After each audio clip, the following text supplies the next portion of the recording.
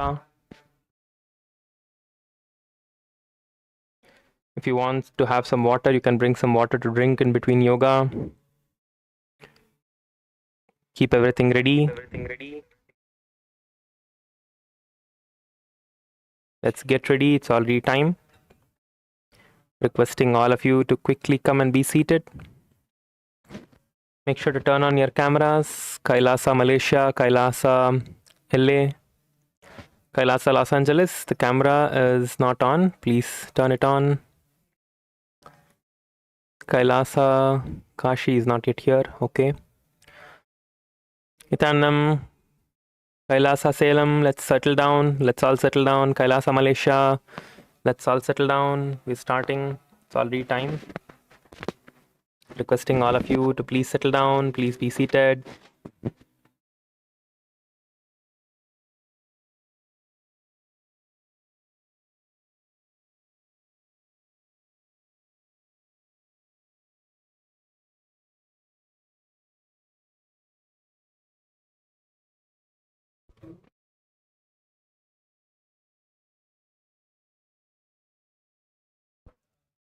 Quickly settle down. KAILASA LA, can you hear us? KAILASA LA. Someone there in KAILASA LA. Jananam, KAILASA LA, please turn on your camera.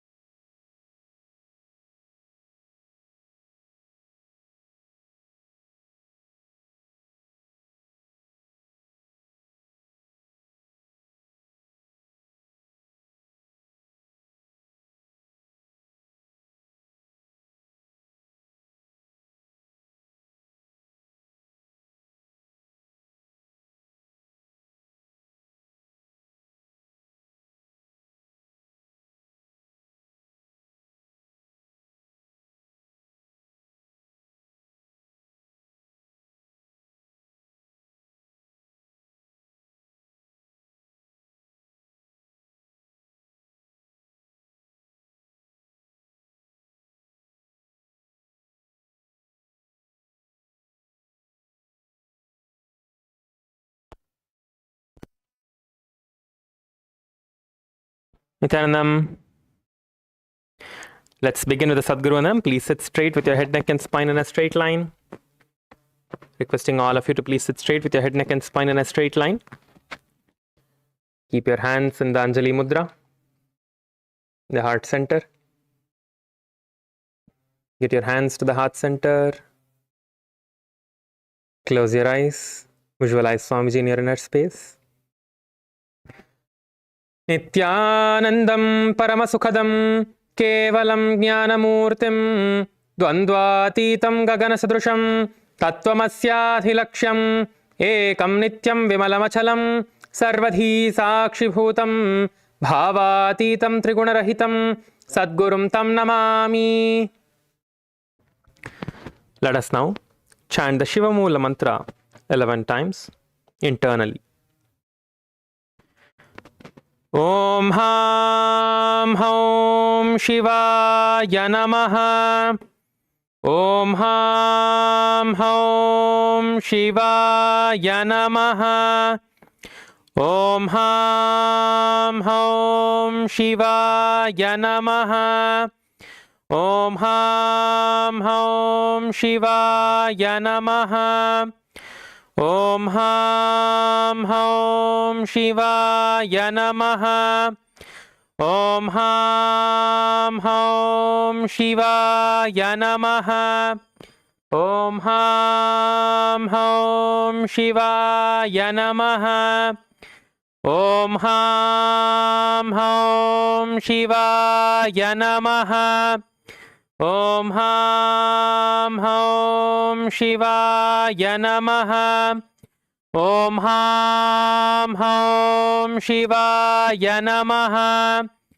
Om Ham Hom Shivaya Namaha.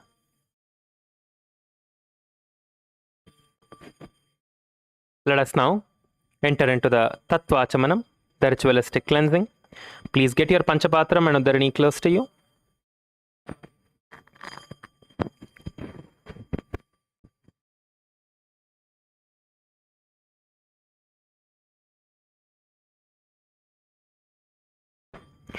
Let us now begin the Tattva Achamanam. Take 1 spoon of Udarani, 1 spoon of water in your right hand. Keep your hands in the Gokarna Mudra by placing your hand, the index finger close to the center of your palm. Pour 1 Udarani of water to the center of the palm. At the end of every mantra, sip the water from the base of your palm. Om Atmatattvam Shodayami Swadha. Sip the water.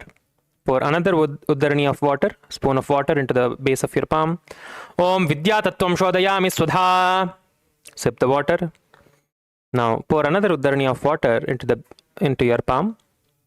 Om Shivatattvam Shodayami Swadha.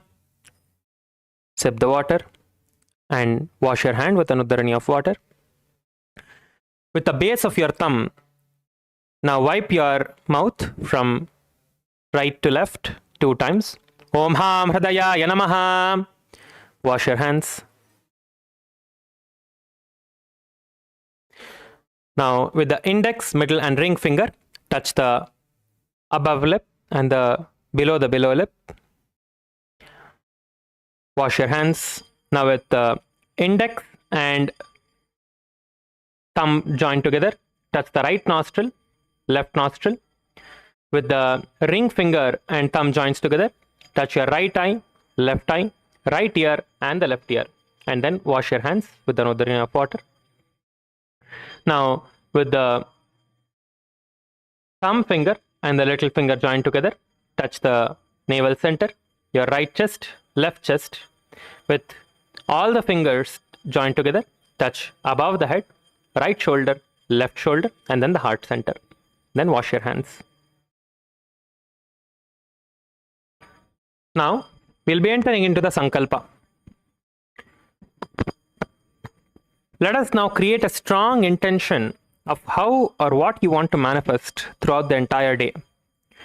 How you want your body to be, how you want to experience the entire day today, the space of completion with yourself, with others, with your family, to manifest powers, to have healing to certain ailments, or to anything that you want to have in your body. Declare and visualize what you want to manifest very clearly. When you are visualizing, you are empowering yourself to manifest all of those things in your life. So intensely visualize what you want to clearly manifest today. What do you want to experience throughout the entire day? How do you want your day to be? Visualize the entire day. What power do you want to manifest today? Visualize yourself manifesting that power.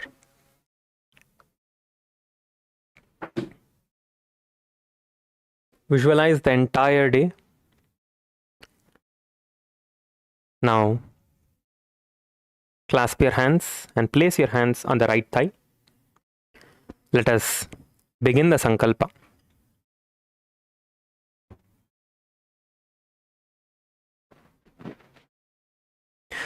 Om Mamopatta Samasta Duritakshayadvara Bhagavat Shri Nithyananda Paramashiva Pretyartam Shri Nithyanandeshwari Paramashiva Shakti Sameta Shri Nithyanandeshwara Paramashiva Pretyartam Cha Shubhe Shobhane Muhurte Adhya Brahmanaha Dvitiya Pararte Shri Shvetavaraha Kalpe Vaivasvatamanvantare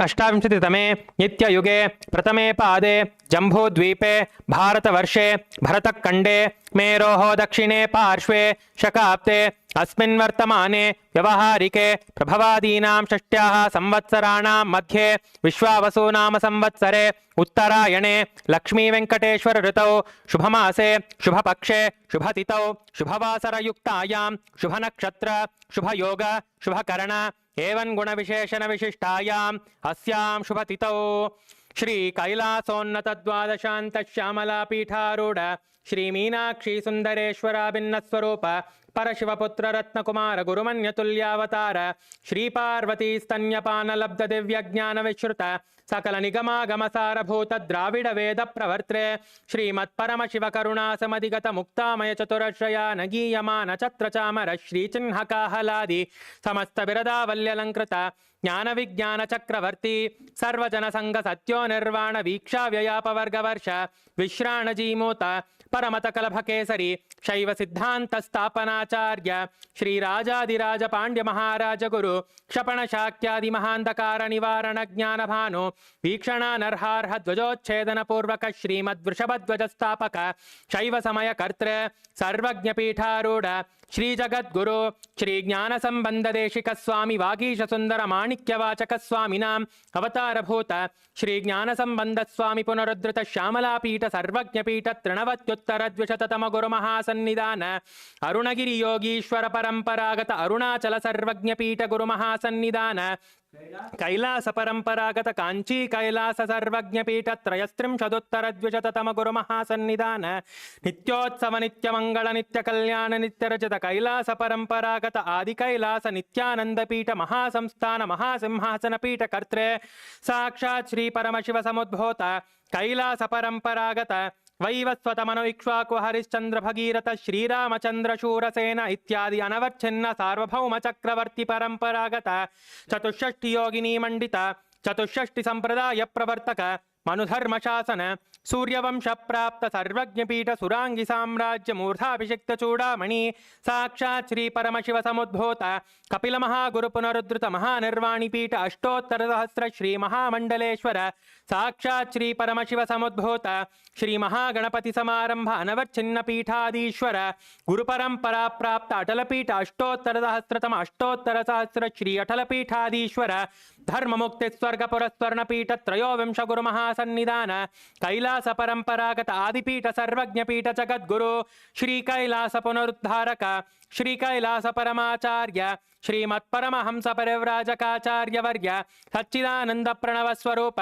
श्रोत्रिय ब्रह्मनिष्ठ श्रीमज्जगद्गुरु श्रीलश्री भगवत् श्री नित्यानंद परमशिव श्री ज्ञान संबंध देशिक परमाचार्य स्वामिनां प्रीत्यर्थम तेषां पादारविन्दयोः भक्ति सिद्ध्यर्थम गुरुकृपा कटाक्ष सिद्ध्यर्थम क्षेम स्थैर्य वीर्य विजय आयुरारोग्य ऐश्वर्याणाम् अभिवृद्ध्यर्थम धर्मार्थ काम मोक्ष चतुर्विध फल पुरुषार्थ सिद्ध्यर्थम समस्त दुरितोपशान्त्यर्थम समस्त मंगलावाप्त्यर्थम भगवत् श्री नित्यानंद परमशिव प्रसादेन सकुटुम्बस्य ज्ञान वैराग्य जीवन मुक्ति प्राप्त्यर्थम पूर्ण आरोग्य युक्त दृढ़गात्र यौगिक शरीर सिद्ध्यर्थम परम शिव शक्ति आविष्करणार्थम नित्यानंद योगाभ्यासम करिष्ये। ओम अपौपस्पृश्य wash your hands with the knee of water. Now let's place the panchapatram and uddharani aside, away from the mat, away from you, so you don't Trip it over. Just place the uddarani of water aside.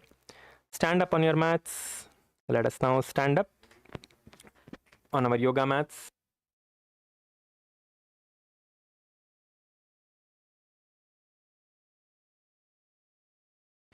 Let us now get ready. Slowly start moving your hands. Let us loosen up our body. Just start moving your hands to the right. Move your hands, move your legs, move your fingers, move your head. Visualize yourself as pure bones. No muscle, no skin, nothing, no hair, nothing. Just visualize yourself as pure bones.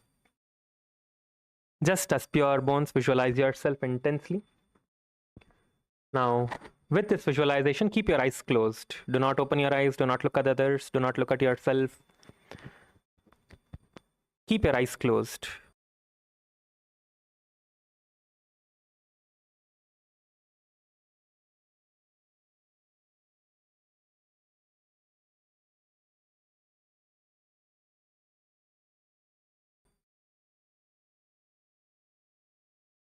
Now, slowly start moving your body. With this visualization, move all the parts of your body. Move your hands, move your legs, move your fingers, toes, head.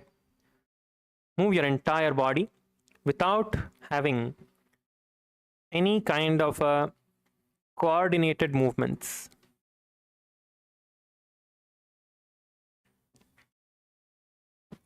Start moving your body to the right, left. Move all parts of your body. Yes, let's start moving. Keep your eyes closed. Do not open your eyes. Just make sure that you have enough distance between the others. Keep your eyes closed and let's start intensely moving your body. Move your body, shake, shake, shake, shake, move your body. Intensely move your body, increase the speed and start moving the body. Keep shaking your body, shake, shake, shake, shake, shake, move your body intensely, move your hands, move your legs, move your head. Move yourself in all different directions.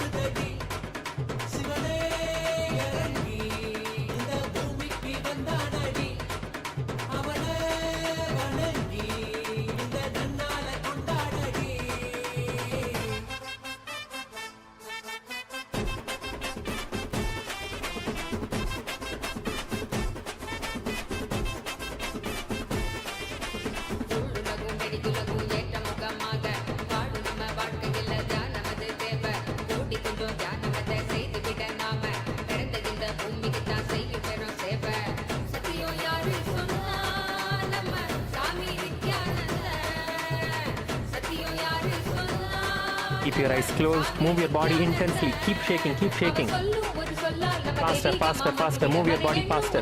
Keep your eyes closed and move your body faster. Move in all different directions, do not have any coordinated movements. Just move yourself in all directions. Move yourself in all different directions, keep moving, moving, moving. Keep shaking for a few more moments. Let's continue, let's continue. Shake off all the non-integrity, the laziness, the tiredness, shake it all off. Move your body intensely to shake it all off. Remove all the laziness, tiredness.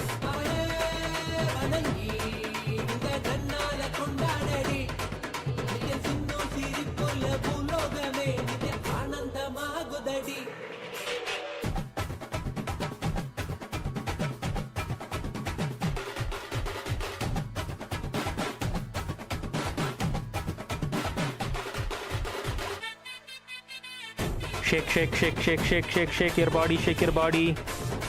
Keep shaking, move your body in all directions. Move your body in all directions.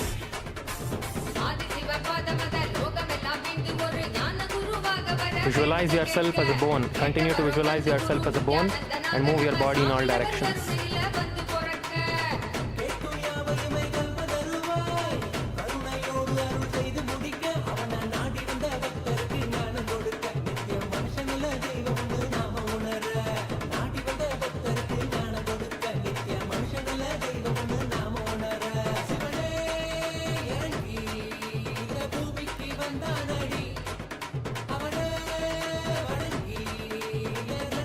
Now you can slowly come back to your mats. Do not adjust your mat. Just stand where you are. Just stand where you are. Just stand where you are. Do not adjust your mats. Do not move. You can adjust your mat later. Just stand. Just stand wherever you are, keeping your eyes closed. Stand wherever you are. Just keep your eyes closed. Do not move your body. Just stand still. Breathe in and breathe out with awareness on your breath. Keep your awareness on the breath and inhale and exhale deeply, feeling your breath coming down all the way to your knees.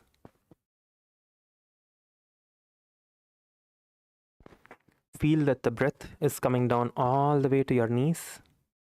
Inhale deeply and exhale all the way from your knees, emptying your lungs completely. And inhale again slowly.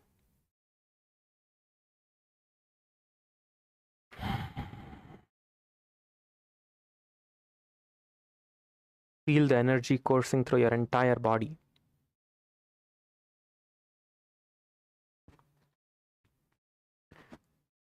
Inhale and exhale deeply and slowly.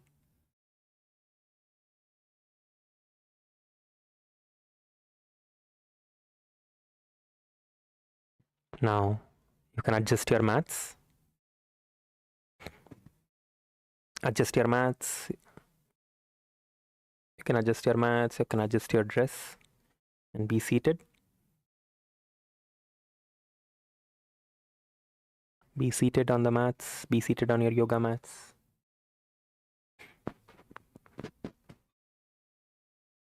Yes, Kailasa Kashi. Prakaraya. If you can move your camera to down a little bit, maybe you can, so we can see you. I think I can see only your face. So if you can maybe adjust your camera in a way that we can see you as well fully. Yes, it's much better.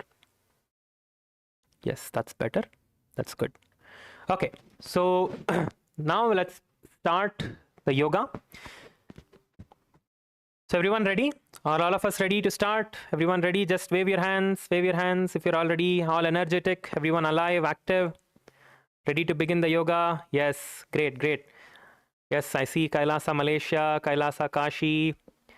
I see Kailasa LA, male and female. Yes, Kailasa Salem, male and female. Great, great. Okay, let's now get ready and start. So the first asana we are going to be doing today is the Sankatasana. Okay, so now stretch both your legs forward. Just stretch both your legs. And bend your right leg below your left and sit on top of your right leg. Bend your right leg and sit on top of your right leg. Yes. Bend your right leg in and sit on top of your right leg. Come on, come on, try. If you can't sit on your leg, just put it on the side. Yes, I think all of you can do this. Yes, just bend your leg and try to sit on top of your right leg with your other leg stretched out.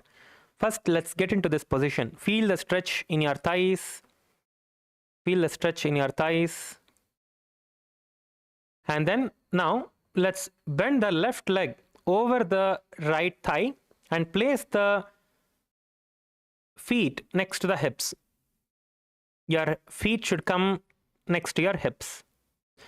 So you are seated on your left leg and your you're seated on your right leg and your left leg is coming over and to the other side towards your right hip. Yes. Kailasa Malaysia, male bodies, males, everyone got it. Kailasa Malaysia, I think everyone, females as well, everyone are doing. That's great. Kailasa Salem, okay, nice. Kailasa Salem, males and females, everyone are doing. Kailasa LA also, everyone are doing. Great, good. Kailasa Kashi as well, you're doing. So now, take your hands and place your hands on the opposite knees. Place your hands on the opposite knees. No, Kailasa Kashi, the other way around, ma. The other way around, yes. Yes, now you are doing it correct. Right, yes. Okay. So your right hand will be on the left knee and the left hand will be on the right knee. Okay, that's right. So now in this position, visualize yourself as a swan, as a white swan, the bird. Visualize yourself as a white swan bird.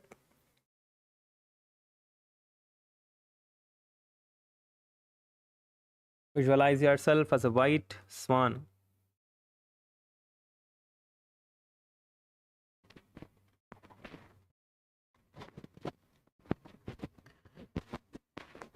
Let us do the Ujjayi Pranayama.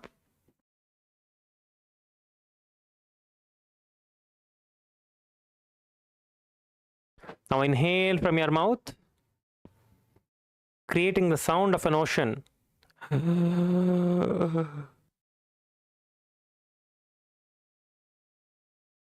Inhale from the mouth, creating the sound of an ocean.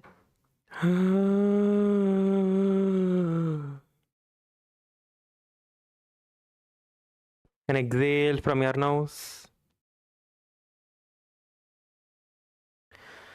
Let us repeat this again and again. Lock yourself into the Mula Bandha. Tighten your perineum region. Inhale from the mouth again, making the sound of an ocean. Exhale from the nose. Repeat this again and again. Chant the japa Om Nithyananda Paramashivoham. वामपादं चितेर्मूलं सन्न्यस्य धरणीतले पाददण्डेन यां येन वेष्टयेद्वामपादकं जानुयुग्मं करयुग्मम् एतत् सङ्कटमासनम्. So now be seated in the same position, but just move the leg that you are sitting on towards the side. Move your right leg outside. Yes, right leg towards the left hip. Move your right leg towards the left hip. So both your legs are now next to your hips. Both your legs are now next to your hips. Yes. Yes, yes, yes. Everyone are doing it. Good. Now place your hands on top of your knee, on the top knee. Both your hands on top of each other on the top knee. The knee that is on top. Place both the hands on top of the knee that is on top. This is Dhenukasana. Okay. Now visualize a cow in your inner space. Visualize the cow in your inner space. Visualize the cow in your inner space. Let's all visualize the cow in your inner space.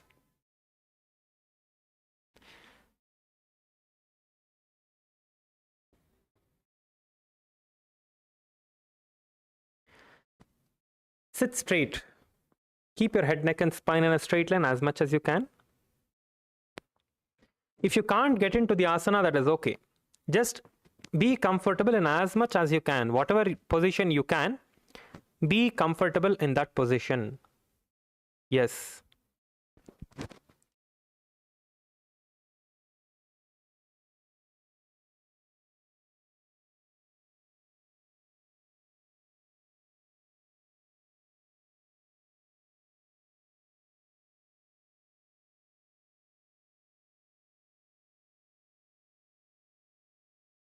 Okay.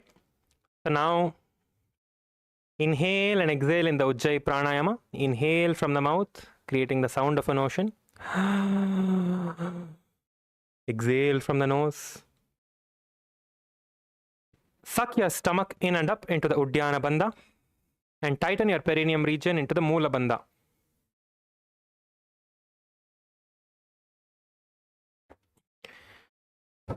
Sit straight, sit straight. Akullaya, sit straight. Akullalaya, sit straight. Sit straight, be straight. Keep your back as straight as you can. You can close your eyes and visualize the cow. Do not look around, just keep your eyes closed. Keep your eyes closed and visualize the cow in your inner space. Yes, visualize the cow in your inner space. Keep your hands on the knee. Place your hands on top of your knee.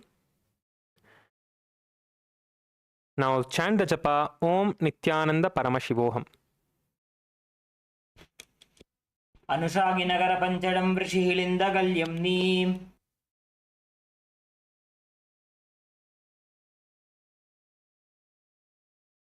The next asana is the Machandrasana.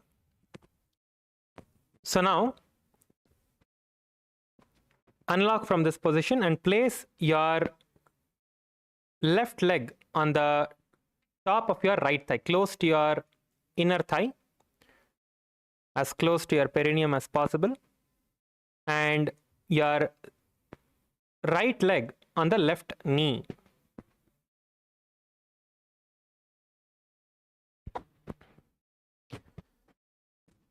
Now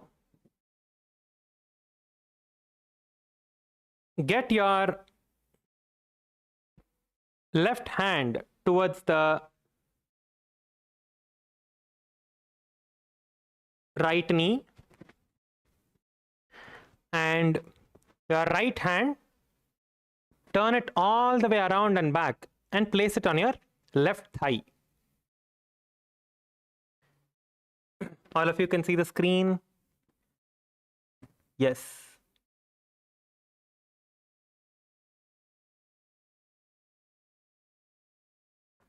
Yes, Jaredaya, you're doing it. Camriaya, you're almost doing it. Okay, great. Yes, everyone try, come on, try. Just even if you can't place your legs on top of each other, just keep your legs crossed and turn your body. Feel the stretch happening in your back. Feel the stretch in your back. Even if you can't put yourself into the position, just twist your body as much as you can. Twist your body as much as you can. Just twist your body. Try to twist your body.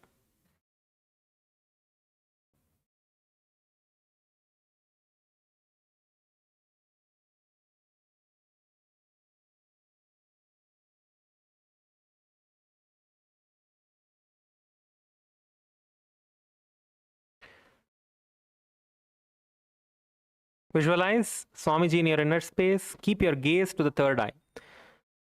Turn your gaze to the third eye and inhale and exhale in the Ujjayi Pranayama.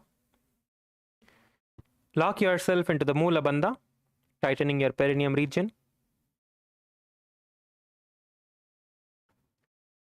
Chant the japa Om Nithyananda Paramashivoham.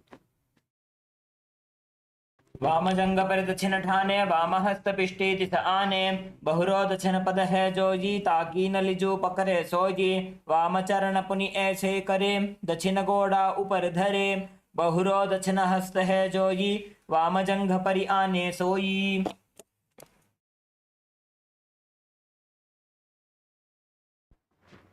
Now relax, untwist.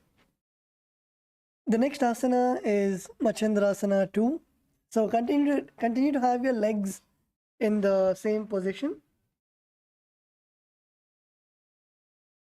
Have your legs in the same position, and now you're going to hold on to your respective toes. Hold on to your respective toes. So your right hand holding on to your right toe and your left hand holding on to your left toe. And then now slowly bend down. Bend down, bend all the way down, and let your forehead touch the ground.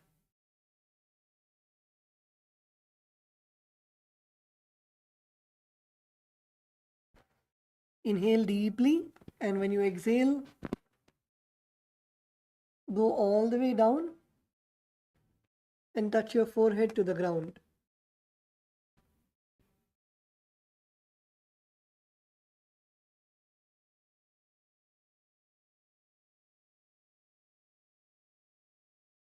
Kailasa LA, good. Kailasa LA, male team. Camry, lower. If you're not able to touch your forehead to the ground, that's fine. Go as much as you can. Go as much as you can and slowly start going lower and lower. Let your hip muscles become flexible. You should be comfortable in the asana. It should be so comfortable you can even rest in this asana.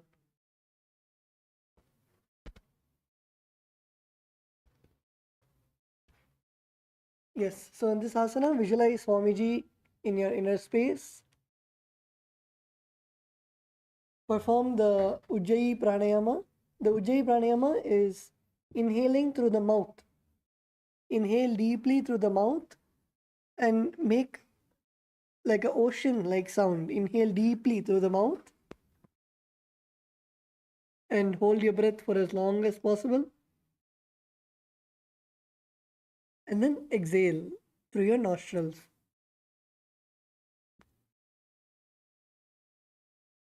Perform the Mula Bandha, contracting your perineum, and the Japa Om Nithyananda Paramashivoham.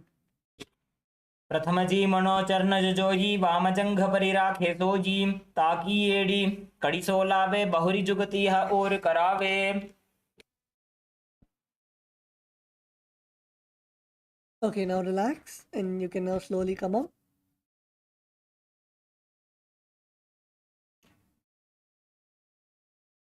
Yes, so the next asana is Guru Asana. So in this asana again, you're going to have your legs in the same position, keeping your left leg on your right thigh and your right leg on your left knee.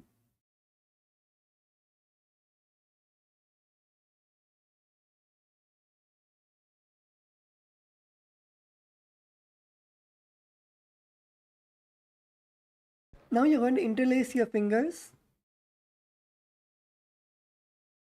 Interlace your fingers and place them on the knee which is on top.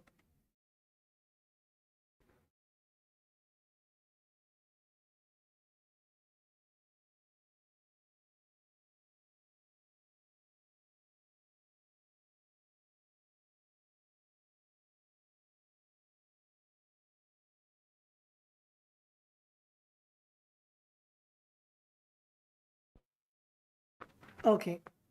So now in this asana, we are going to now perform the Mahamudra Bandha. So that is all the three bandhas together. So let's begin with the Jalandhara Bandha. Put your chin to the chest. Lock your chin to the chest. The second is Uddiyana Bandha. Exhale completely and pull your stomach in and up. Pull your stomach nicely inside. You should feel a hollow under your rib cage. You can even put your hand in your stomach.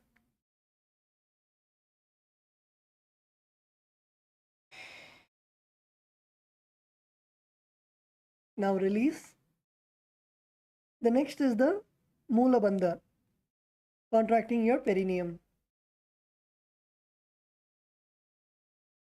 Perform all three locks together, all three bandhas together, and the japa Om Nithyananda Paramashivoham.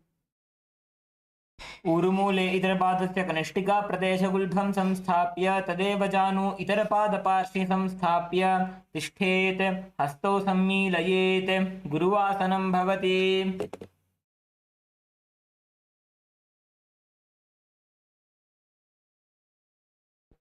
Now relax. You can now uncross your feet and you can relax your legs. Stretch your legs and you can relax your legs.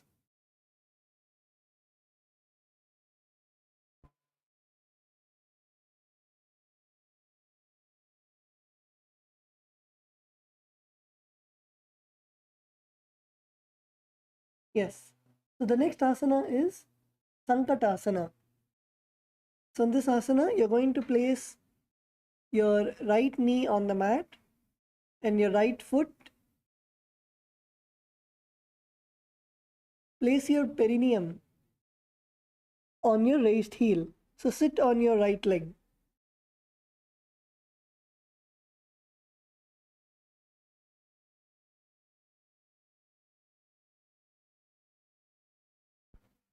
Bend your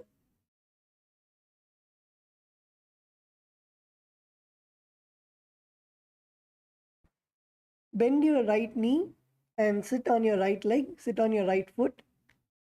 So your right leg perineum should be under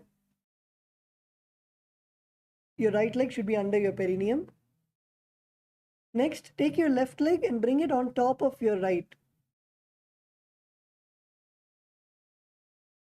Take your left leg and bring it on top of your right leg and bring the heel to your right hip.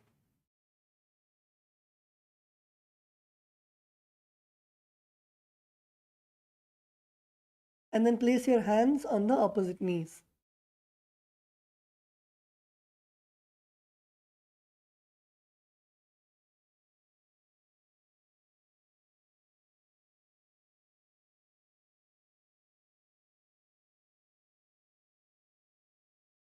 Is Kailasa LA female team good?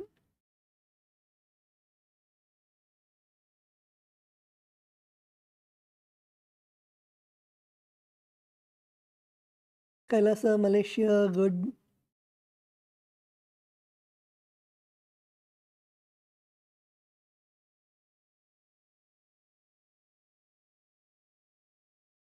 Kailasa Salem நல்லா பண்றீங்க.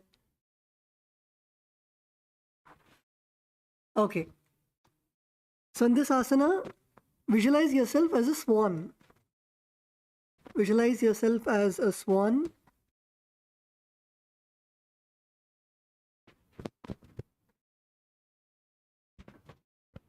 And in this asana also perform the Ujjayi Pranayama. That is, inhale through the mouth. Open your mouth wide and inhale through the mouth.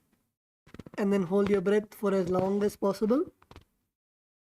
And then exhale through your nostrils. Perform the Mula Bandha, contracting your perineum, and the japa Om Nithyananda Paramashivoham.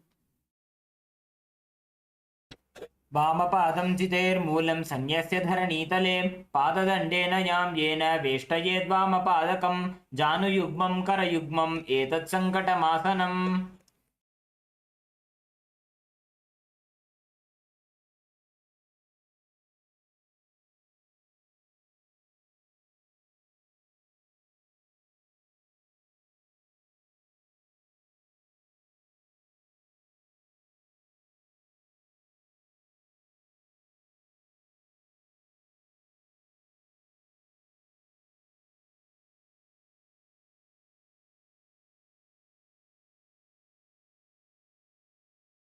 Okay, now relax. Let's now perform the sequence on the other side. So let's begin with Dhenukasana.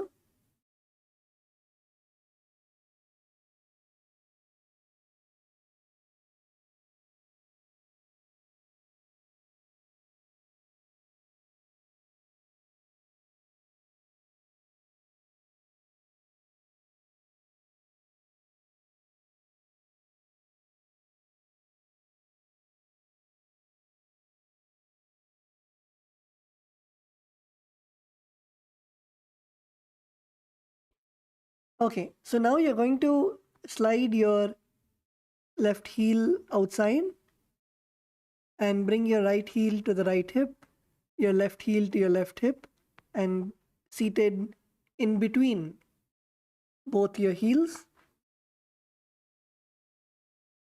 Keep your left knee on top of the right and place both your hands on the left thigh.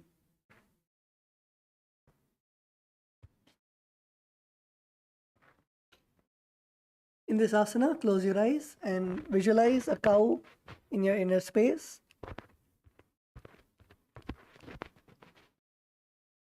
Perform the Ujjayi Pranayama. Inhale through your mouth deeply. Hold your breath for as long as possible. And then exhale through your nostrils.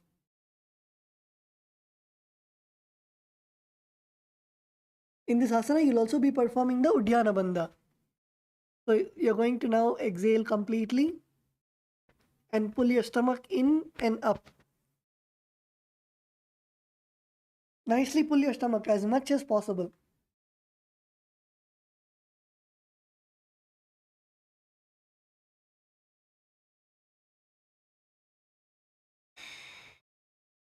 Now release. Also perform the Mula Bandha, contracting your perineum. And the internal japa Om Nithyananda Paramashivoham. अनुषागिनगर पंचडं प्रशीलिन्दगल्यं neem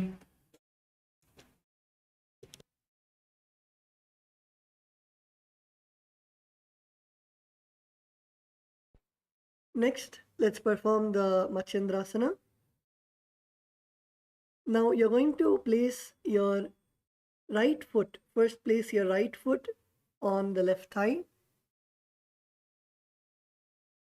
Bring your right foot on top of your left thigh. And then take your left foot and place it on your right knee.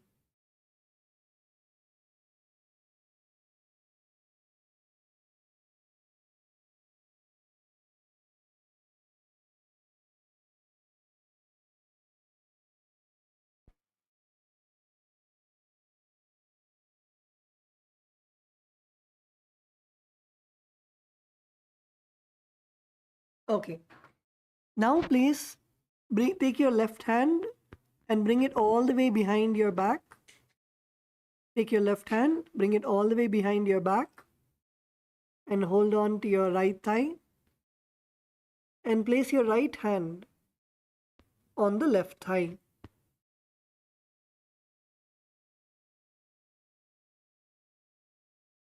And twist your body nicely. Twist your body.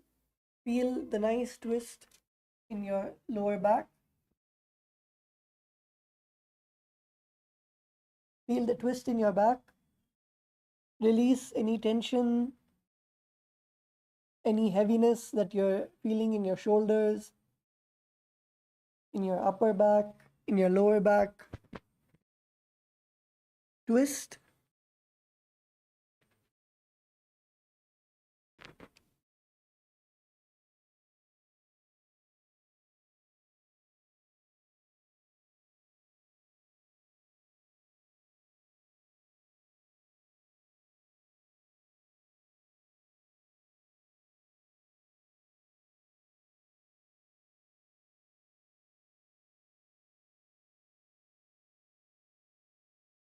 In this asana, gaze to the third eye and visualize Swamiji in your third eye. Perform the Ujjayi pranayama. Inhale through the mouth. Hold as long as possible. And exhale. Perform the Mula Bandha, contracting your perineum. And the japa Om Nithyananda Paramashivoham. वामजंग पर दक्षिण ठाने वामहस्त पिष्टेति स आने बहुरो दक्षिण पद है जोजी ताकी नलिजू पकरे सोजी वाम चरण पुनि ऐसे करे दक्षिण गोड़ा ऊपर धरे बहुरो दक्षिण हस्त है जोई वामजंग परि आने सोई. Now untwist your body. And the next asana is Matsyendrasana 2. So from Matsyendrasana, untwist and hold on to your big toes.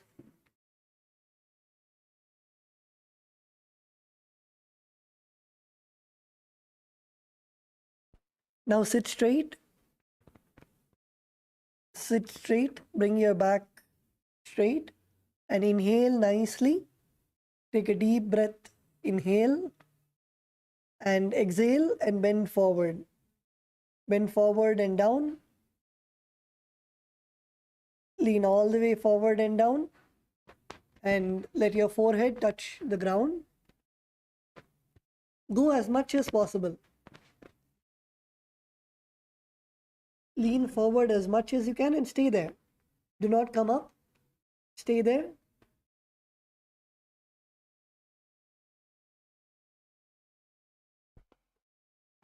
Stay there and feel your hip muscles loosening.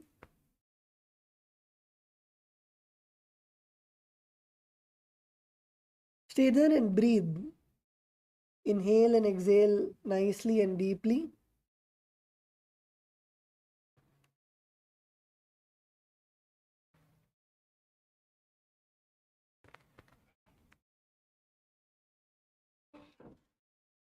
continue to perform the Ujjayi pranayama, that is, inhale through your mouth as deep as possible, hold your breath for as long as possible, and exhale through your nostrils. Perform the Mula Bandha, contracting your perineum, and the japa Om Nithyananda Paramashivoham. प्रथम जी मनोचरण जुजोजी वामजंग परिराखे सोजी ताकि येड़ी कड़ी सो लावे बहुरी जुगती ह और करावे.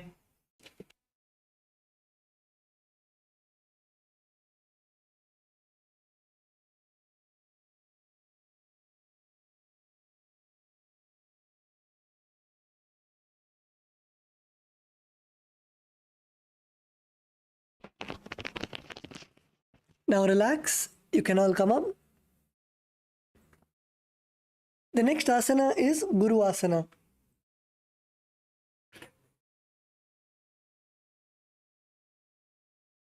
The next asana is Guru Asana.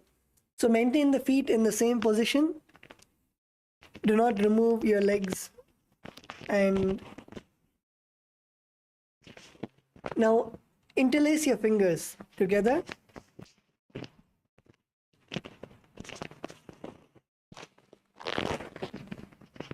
Interlace your fingers and place your fingers on the top knee, that is your left knee.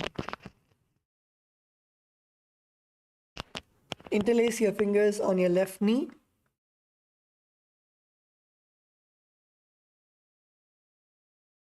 And in this asana, we are going to perform all the three bandhas. So the first is Jalandhara Bandha, bringing your chin to the chest. Lock your chin to the chest. Second is Uddiyana Bandha. Exhale completely and pull your stomach in and up. By now, Uddiyana Bandha should actually become easy for everyone.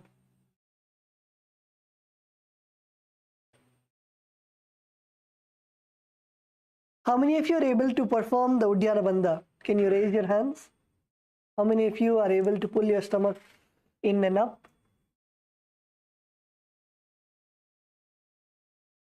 Okay, that's good. So perform the Uddiyana Bandha. Pull your stomach in and up. And then perform the Mula Bandha, contracting your perineum. Perform all these three together. First, Jalandhara Bandha, bringing your chin to the chest. Second is Uddiyana Bandha, pulling your stomach in and up. And third is Mula Bandha, contracting your perineum. Perform the internal japa Om Nithyananda Paramashivoham. पूर्वमूले इतरपादस्य कनिष्ठिका प्रदेशगुल्भं संस्थाप्य तदेव जानु इतरपादपार्श्वे संस्थाप्य तिष्ठेत् हस्तौ सम्मीलयेत् गुरुवासनं भवति.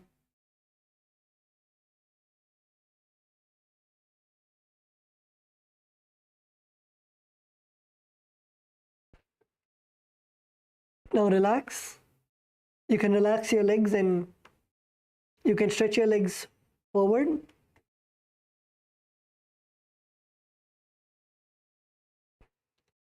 Relax your legs, your ankles, your heels.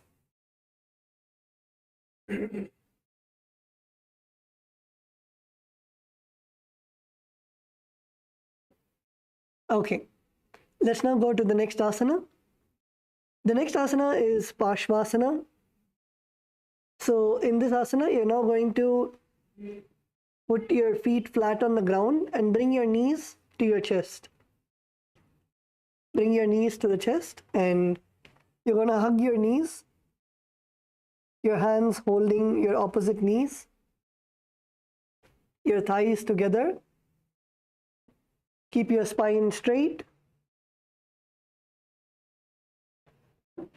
In this asana, keep your spine straight. Don't bend your back. Keep your spine straight. And now in this asana, you're going to perform the Khechari Mudra, The Kechari Mudra is done with your tongue. Place the tongue on the roof of the mouth. Place your tongue on the roof of your mouth and visualize the nectar from the Sahasrara, from your crown center, flowing down your throat. Place your tongue on the roof of the mouth and visualize the nectar from your Sahasrara, from the crown center, flowing down to your throat.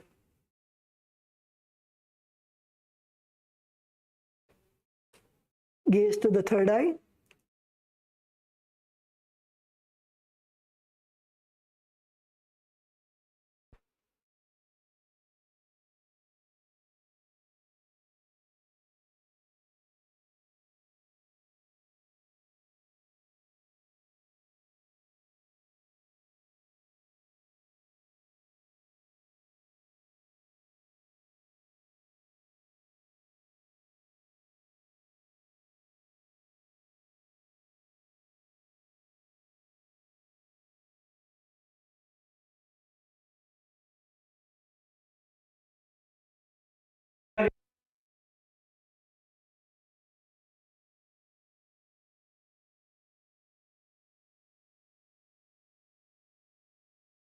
Perform the Mula Bandha, contract your perineum, and the japa Om Nithyananda Paramashivoham. पाततले भूमौ निधाय जानुन्यूरसि निधाय विपरीतहस्ताभ्याम् ऊरुसहितजङ्गे निबध्य तिष्ठेत् पशासनं भवति.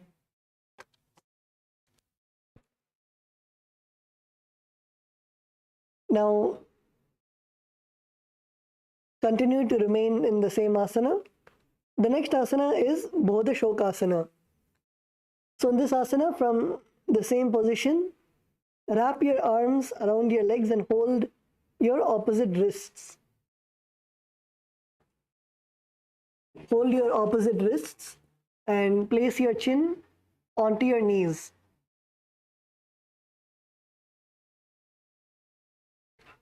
Hold your opposite wrists and place your chin on your knees. And gaze to the nose.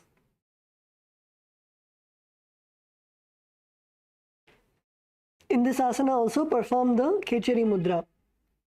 Kechari Mudra is rolling your tongue and touching the roof of your mouth, almost the back of your mouth. Roll your tongue backwards and touch the roof of your mouth and visualize the nectar from the Sahasrara chakra flowing down and you catching the nectar with your tongue.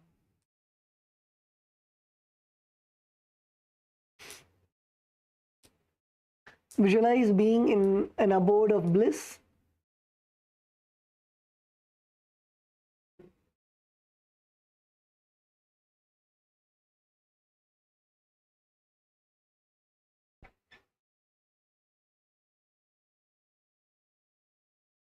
Perform the Mula Bandha, contract your perineum, and the japa Om Nithyananda Paramashivoham.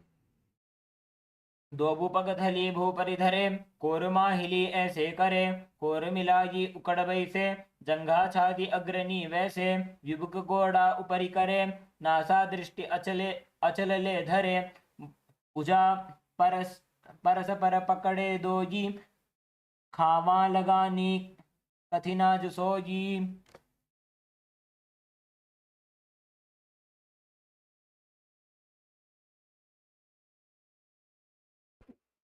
Okay, now relax. You can now come up. The next asana is Purakatasana. So in this asana, continue to place your feet in the same position. So your knees close to your chest and your feet on the ground. Now in this asana, place your arms under your knees. You're going to place your arms under your knees and hold on to your opposite elbows. Place your arms under your knees and hold on to your opposite elbows.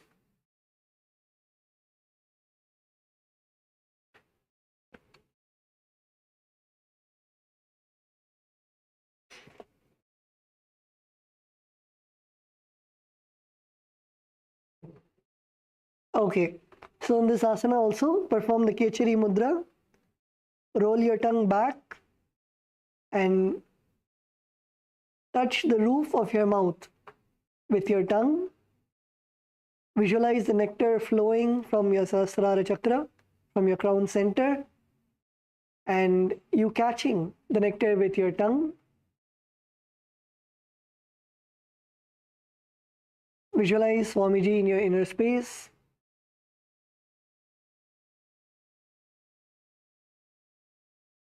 Perform the Mula Bandha, contracting your perineum. And the japa Om Nithyananda Paramashivoham. दोवों हाथ पग बाहर लियावे, घोड़ा नीचे ले टहरावे, आम्हा साम्हा ऐसे करे, आपस में कोहनी पकड़े.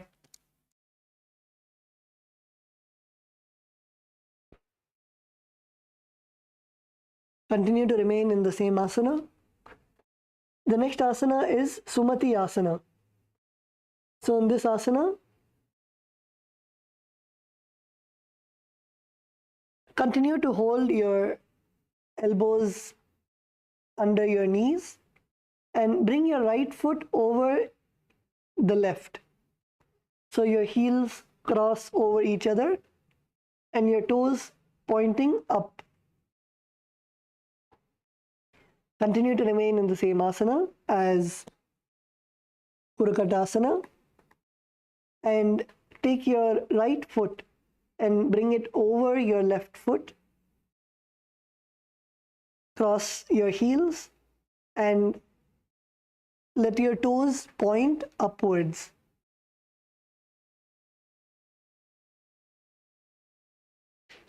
In this asana, continue to perform the Kechari Mudra. So roll your tongue back and touch the roof of your mouth with your tongue. Visualize the nectar from the Sahasrara Chakra, your crown center, flowing all the way down to your throat and catching the nectar with your tongue.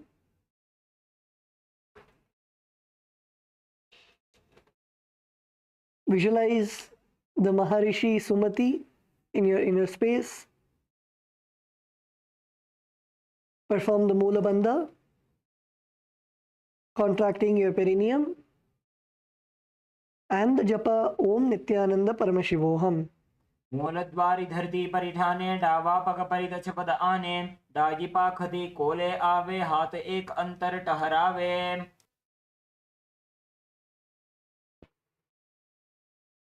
Now relax. You can now stretch your legs forward. Extend your feet in front of you.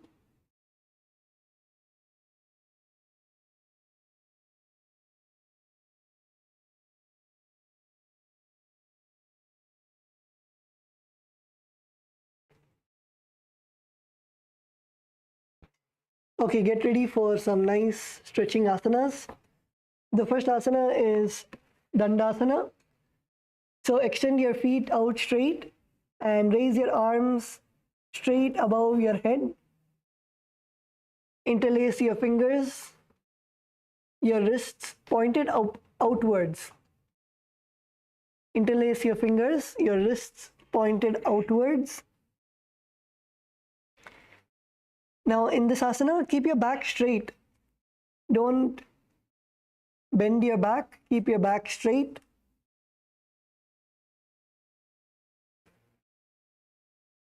And you're going to engage all the three bandhas. So first is Jalandhara Bandha.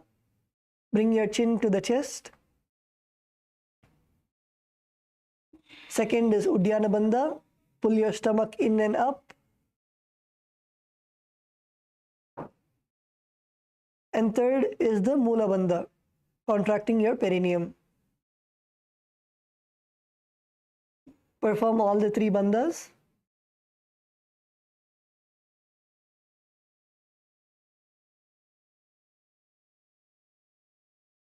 And also perform the Kechari Mudra. Again, in this asana also, roll your tongue, touch the roof of your mouth with your tongue, roll your tongue backwards, and visualize you catching the nectar from your Sahasrara. Perform the internal japa, Om Nithyananda Paramashivoham. इदानीं गर्भिणीनां योगाभ्यासो यथा लघु सुखप्रसवलाभाय प्रोच्यते प्राक्तनेपथि दण्डपद्मभरद्वाज वीरवज्रसमानितु आसनानि सदा कुर्यात् सुदीर्घैरेजपूरकैः.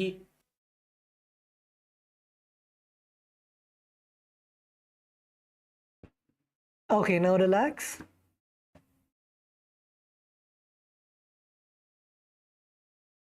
The next asana is Arambhasana.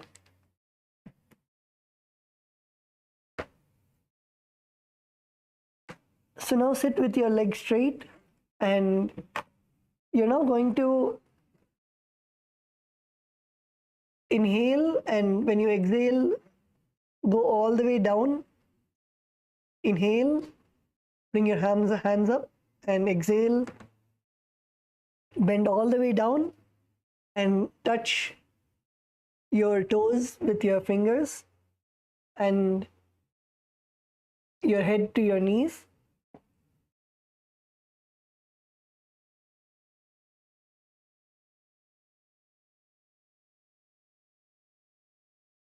Okay, and in this asana, now we are going to perform the Nadi Shodhana Pranayama. So bring your hands to Prana Mudra.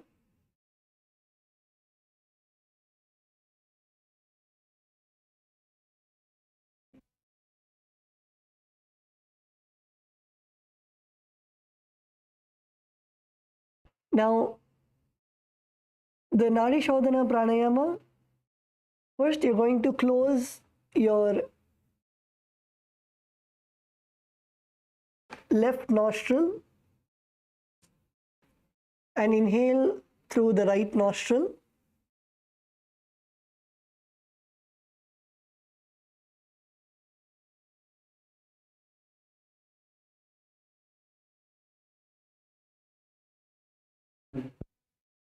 Inhale through your right nostril and then exhale through your left nostril. And then inhale through your left nostril and exhale through your right nostril. So keep alternating. Inhale through your right nostril and exhale through the left nostril. Inhale through your left nostril and exhale through the right nostril. Perform this pranayama while you are bending down and touching your hands to your fingers, hands to your toes, and your knees, head to your knees.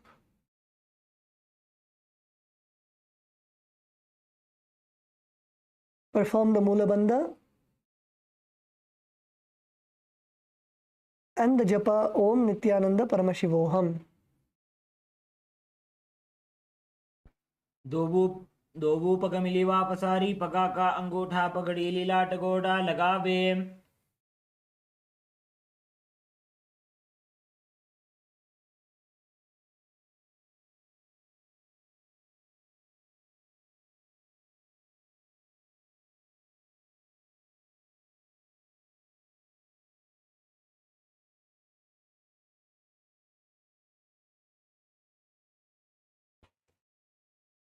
Okay, now relax. You can now come up.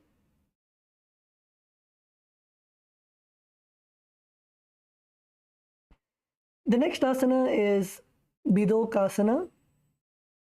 So in this asana, you're going to sit with your legs straight in front of you and extend your knees slightly up.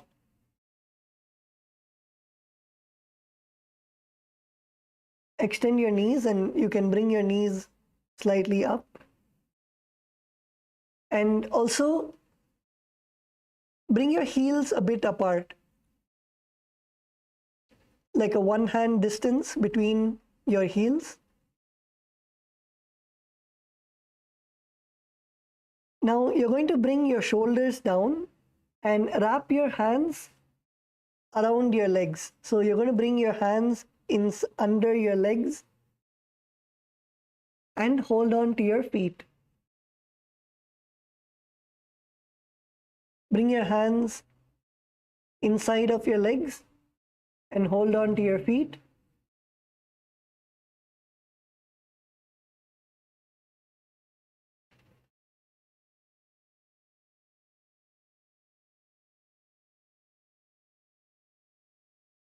Gaze to the third eye. Visualize Swamiji in your third eye.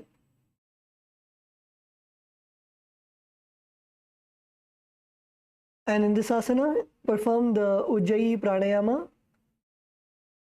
Ujjayi Pranayama is inhale through the mouth.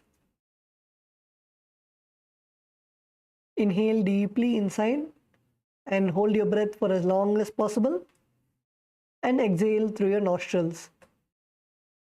Exhale through the nose.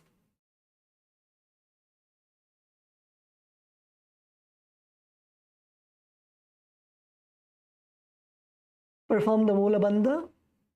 Contract your perineum. And the japa Om Nithyananda Paramashivoham.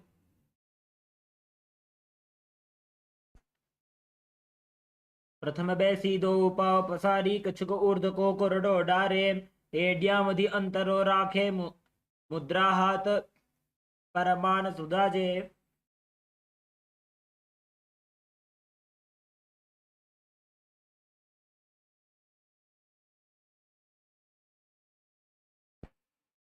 Now relax. You can now come up. The next asana is Jalandhari Pavasana. So in this asana, again extend your legs out with your heels together. Bring your heels together and your knees extended out. Now insert your hands below your legs again.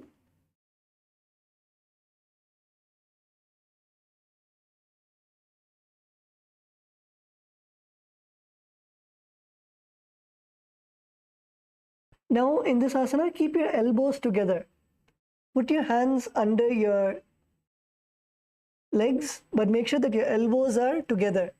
Try to bring your elbows as close as possible to each other. Your elbows also can be on the ground. Bring your elbows together. Your palms facing upwards. Make sure that your palms are facing upwards. And gaze to the nose.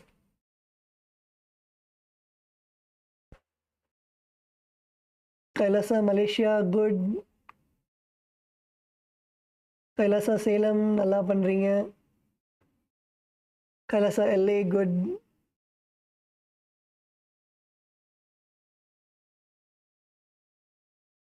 Okay. Now place your chin and nose as much as possible. Bring it to your heels. Your chin should be touching your heels.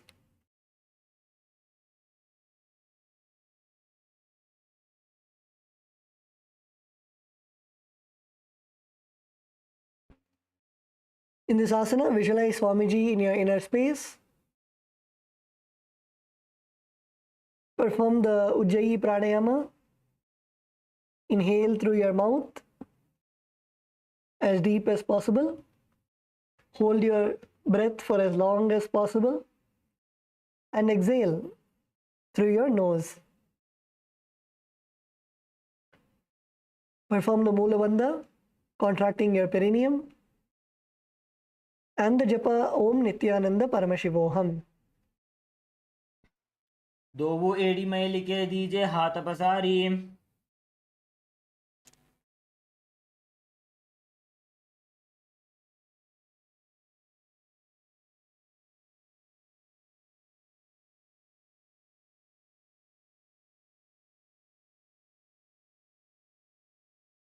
The next asana is Urdhva Paschimottanasana. So now extend both your legs out in front of you. You can now come up and keep both your legs together in front of you. Now you're going to lift one foot and bring it behind your neck. So first take your feet and you can bring it close to the chest, and you can hug your feet, and then slowly bring it on top of your elbows. Bring it on top of your elbows and stay there. Become comfortable. And then bring your legs next above your shoulders.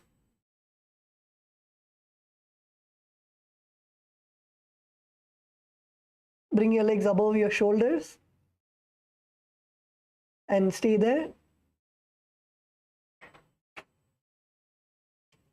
And then bring your feet to your forehead. Bring your feet to your forehead. Stay there. And then try to bring your heels on top of your head. Push your feet on top of your head and stay there.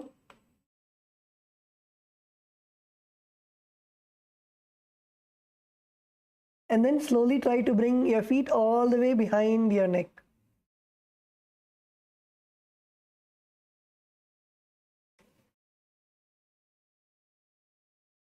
Yes, come on, try. Kailasa LA. Kailasa LA male team, Jaredaya, wonderful. You almost, are you able to remove your hands?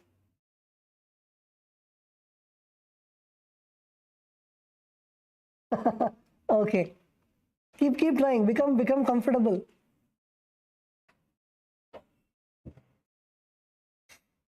Kailasa LA female team.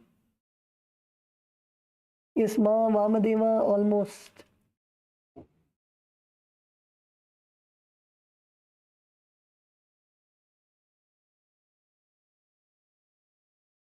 How much ever you can, place your legs there and then breathe.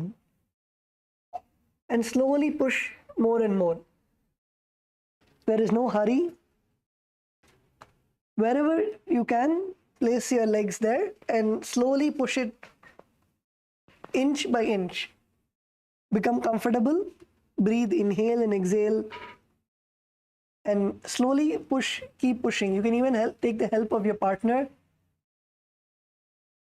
Your partner can help putting your leg behind your neck.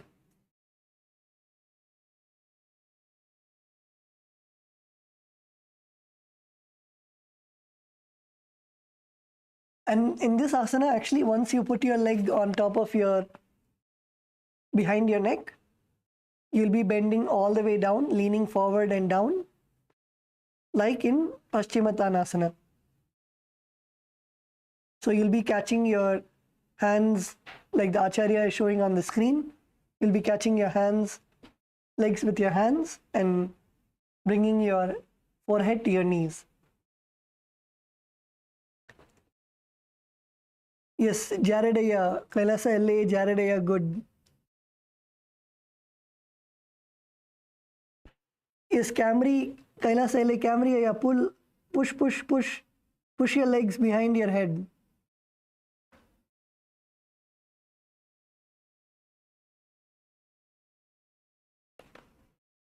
Sadashivamaya, yeah. Legs behind your neck.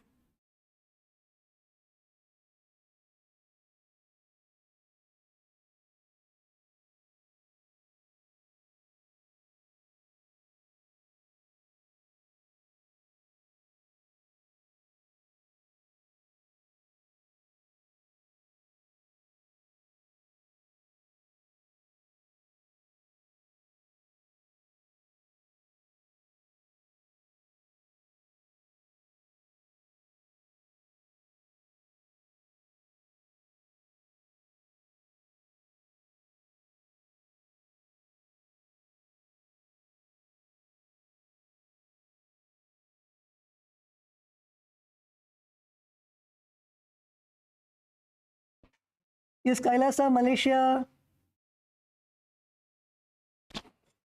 Kailasa, Malaysia, come on.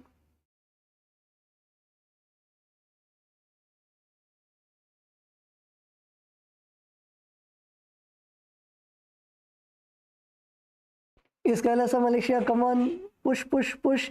You can even take the help of your partners. You can help each other and put your partner's leg above their head.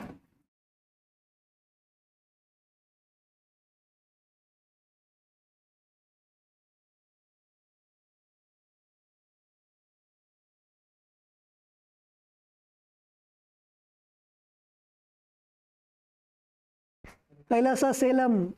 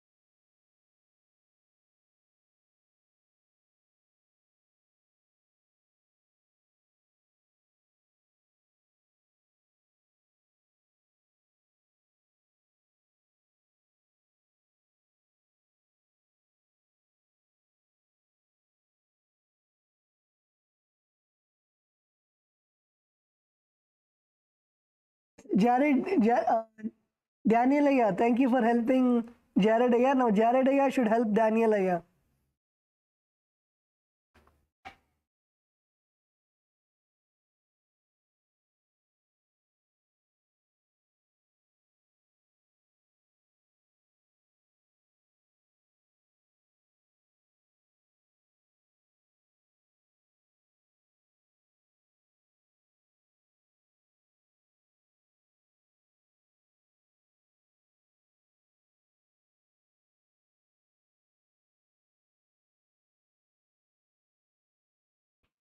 Okay.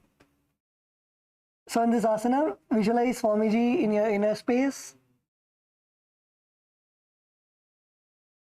And if you're not able to put your legs above behind your neck, you can put it above your shoulders and bend down as much as possible.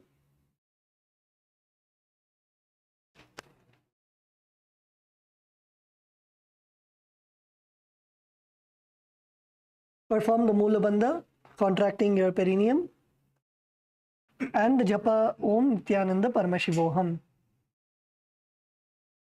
पश्चिमतानवत्संस्थितिं कृत्वा एकं पादं ग्रीवायां धृत्वा तिष्ठेत् ऊर्ध्वपश्चिमतानं भवति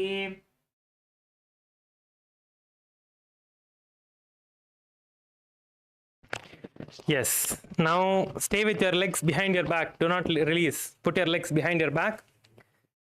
Keep your legs behind your back. Yes, yes, yes. Come on. Kailasa Kashi, Kailasa Malaysia, Kailasa Salem. Everyone put your legs back. Ellarum kaala thiruppi podunga, thukunga. Kaala thukunga. Yes, Kailasa Salem. Great.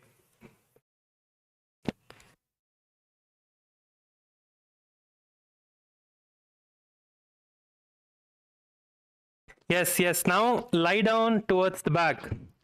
அப்படியே பின்னாடி படுத்துக்கோங்க. மா great. S S. காலை நீட்டுங்க. மா காலை முன்னாடி நீட்டுங்க. காலை முன்னாடி. மாமா என்னாச்சு காலை திருப்பி போட்டுக்கோங்க. அப்படியே பிடிச்சிக்கோங்க. காலை அப்படியே பிடிங்க. அப்படியே காலை பிடிங்க. ஒரு கையில் காலை பிடிச்சிக்கோங்க. முடிஞ்ச அளவுக்கு பண்ணுங்கம்மா. முடிஞ்ச அளவுக்கு பண்ணுங்க. காலை அப்படியே பிடிச்சிக்கோங்க. காலை பிடிச்சிக்கோங்க. கை வச்சு காலை பிடிங்க. Yes yes yes Jarrod, that's great. Jarrod ஐயா, that's great. Yes, that's great. Come on, Akul, that's great. Akulaya, that's really good. Akul Lal, that's really good. Yes, Kailasa Malaysia, yes, keep trying. That's good. That's good. Kailasa LA, yes, ma, that's good. Prakharaya, I'm not able to see your legs. Are you able to put it behind your head? I'm not able to see Trying. Okay, good. Keep trying, Aya. Yes, Aishwarya Murali. Ma, Aishwarya Murali, I can't see you as well. You are like half seen, half not seen. You need to adjust your camera a little bit. Ma, Aishwarya. Yes, Kailasa, Kashi, come on. Keep trying. Hold it. Try to get it and touch your head. Try to touch your legs with your head. Try to touch it to your head. Yes, keep holding in that same position. Hold for as long as you can. Yes, Kailasa Salem, nice. நல்லதுங்க. அப்படியே போடுங்க. காலை நீட்டுங்க. அப்படியே பிடிச்சுக்கோங்க. ஒரு கை வச்சு ஒரு அந்த காலை பிடிச்சுக்கோங்க. எஸ். அப்படியே பிடிச்சுக்கோங்க. அதே பொசிஷனில் பிடிச்சுக்கோங்க. நீங்கள் ரிலாக்ஸ் பண்ணும்போது மெதுவாக ரிலாக்ஸ் பண்ணணும். நீங்கள் வந்து டக்குன்னு விட்டுறக்கூடாது. மெதுவாக ரிலாக்ஸ் பண்ணணும்னா. எஸ், கைலாசா மலேசியா மேல் பாடிஸ். Yes, come on, try.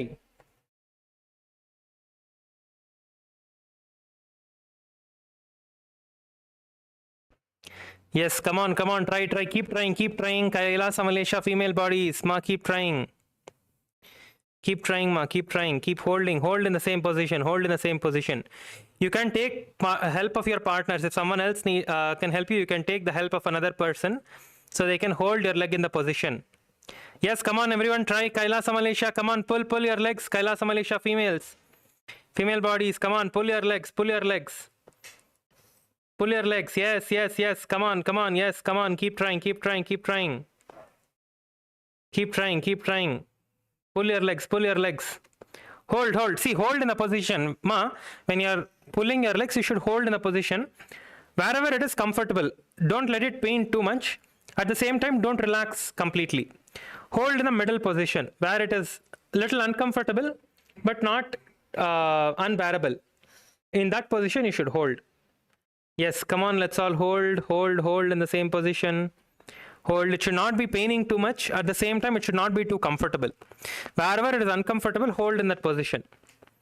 Wherever it is uncomfortable for you, hold in that position. Ma, Kailasa Salem, அவ்வளோ நீங்கள் சீக்கிரமாக விடக்கூடாது. நீங்கள் மெதுவாக ரிலாக்ஸ் பண்ணணும். நீங்கள் ரிலாக்ஸ் பண்ணும்போது நீங்கள் மெதுவாக ரிலாக்ஸ் பண்ணணும். Yes, okay. மா, இப்போ நீங்கள் மற்றவங்களை ஹெல்ப் பண்ணுங்க. அப்படியே மெதுவாக உங்கள் காலை கொஞ்சம் இழுத்து போடிங்க. அவ்வளோதான். மெதுவாக உங்களோட காலை கொஞ்சம் அப்படியே அவங்களோட தலை கிட்ட இழுங்க. Yes, just pull the other person's leg. If you're helping the other person, just gently pull their legs as much as possible and hold wherever they're comfortable. Hold in that position. Hold there. Yes, Kailasa Salem, நீங்களாம் show பார்க்காதீங்க. நீங்களும் try பண்ணுங்க. மற்றவங்க try பண்ணுங்க. Kailasa Salem, நீங்கள் மற்றவங்களும் try பண்ணுங்க. Yes, come on, try. Yes, keep trying. The others keep trying. Okay. Yes, hold in the position. Okay. Now keep your gaze to the nose. Keep your gaze to the nose. Get into the position and gaze to the nose. எல்லாரும் உங்களோட கண்ணை வந்து மூக்கு பாருங்க. உங்களோட கண்ணை வச்சு உங்களோட மூக்கு இங்கே பார்க்கணும். இப்போ visualise Swamiji in your inner space.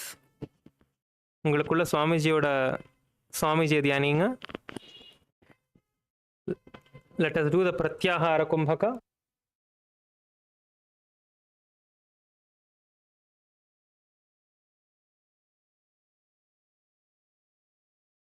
Now inhale through your nose and visualize that the prana is filling your entire body. Your entire body is being filled with the prana. Inhale and visualize that your entire body is being filled with the prana.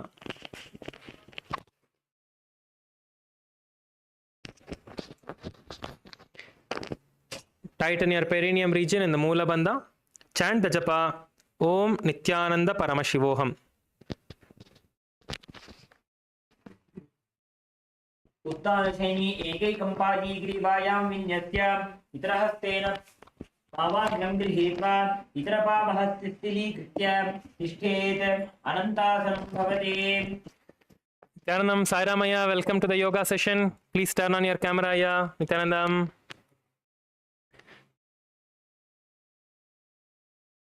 Yes, is Ma as well there with you? Ma Shivani is there? Where is Arav? Where is your son? He's also there? He's not there. Okay, tomorrow get him as well, yeah? Make sure that he also comes from tomorrow. Okay. Yes, next asana is the Ankushasana. Okay, next asana is the Ankushasana. So keeping your legs behind the head. Now you're going to be holding your leg with one hand and placing the other hand by the sides of your butt. Placing your hands by the sides of your buttocks and holding your other leg. Hold your leg with the hand that is on the left side, on your left, by your left hand, hold your right leg that is there behind your head, and your right hand place it by the buttocks. Yes. In this asana, you're going to be visualizing Swamiji and feeling completely in control of your body. Just hold as much as you can. Let us do the Pratyahara Kumbhaka, inhaling. Visualize that the prana is filling up your entire body. The air that is going inside you, which is the prana shakti, it is filling up your entire body. And keep your gaze to the nose. Lock yourself into the Moola Bandha. Chant the japa Om Nithyananda Paramashivoham.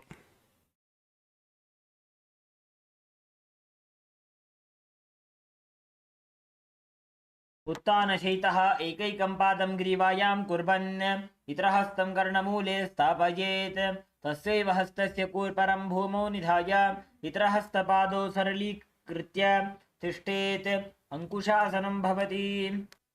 Now slowly relax your legs. Slowly take it off. Slowly relax. Yes. Now get your knees towards your chest. Get both your knees towards your chest and hug your knees towards the chest. உங்களோட முட்டியை எடுத்துட்டு வந்து உங்களோட நெஞ்சு கிட்ட கொண்டு வாங்க. கொண்டு வந்துட்டு கட்டி பிடிங்க. உங்களோட முட்டியை வந்து நெஞ்சு கிட்ட கொண்டு வந்து கட்டி பிடிங்க. உங்களோட முட்டி ரெண்டு காலையும் வந்து கட்டி பிடிங்க. ரெண்டு காலையும் வந்து ரெண்டு கையை வச்சு கட்டி பிடிங்க ஃபுல்லா. Hold your legs by your hands and hug your knees towards your chest. Hold your legs by your hands and hug your knees towards the chest. Hug your knees towards the chest.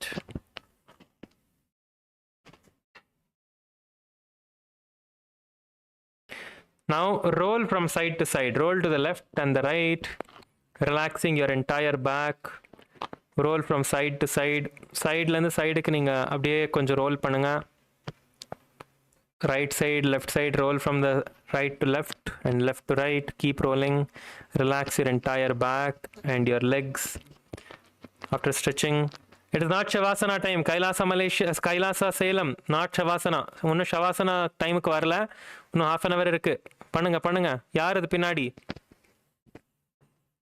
Nithyanandam pinadi Kailasa Salem. Come on, ma. Panunga, ma. Come on. Keep doing.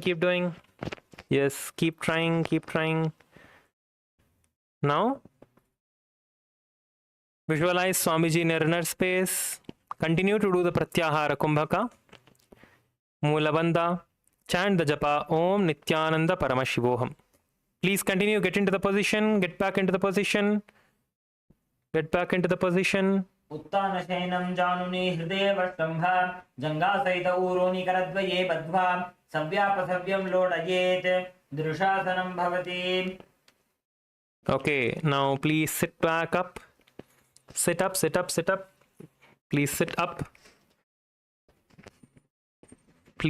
up. Yes. Okay, so now we are going to repeat the sequence on the other side. Okay, we are going to be repeating the sequence on the other side. So நம்ம இப்ப பண்ண ஆசனா எல்லாமே வந்து நம்ம left sideல repeat பண்ண போறோம். We are going to repeat the whole sequence on the left side. We finished on the right side. Let's do the whole sequence on the left side now. We finished on the right. Let's move to the left side. Okay. Now stretch both your legs forward. First asana is the Urdhva Paschimottanasana. Stretch both your legs forward.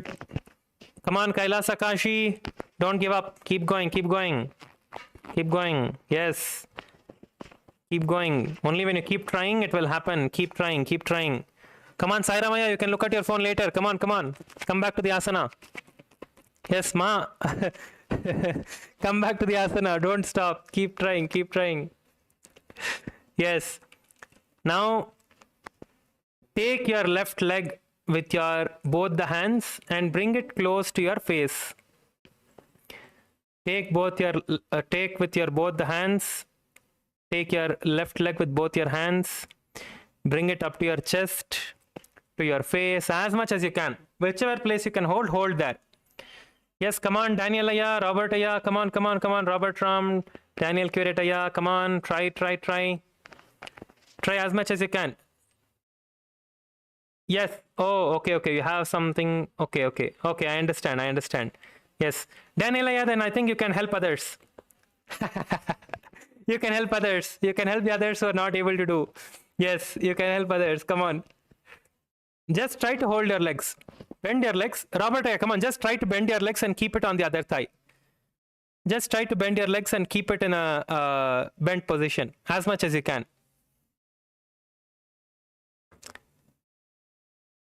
Yes, nice. Akulaya, yes, come on, Akulaya, come on, keep trying. Daniel, just hold his leg. Just hold his leg when he's putting. Yes, with your knee, support his back. Let his back be on your knees and hold. Yes, that way. Yes, that's good. Just hold, gently. Just hold as much as he's comfortable. Just hold. Yes, good. Yes, Jared, that's great. Aya. Maybe you can help each other. Jared and Camry, you can help each other. You can help each other to get into the position. Now bend forward and place your head on the knees. Yes. Daniela, you can help Camry. Yes. Slowly pull his legs back as much as he can, as comfortable as he is. Slowly pull his legs back.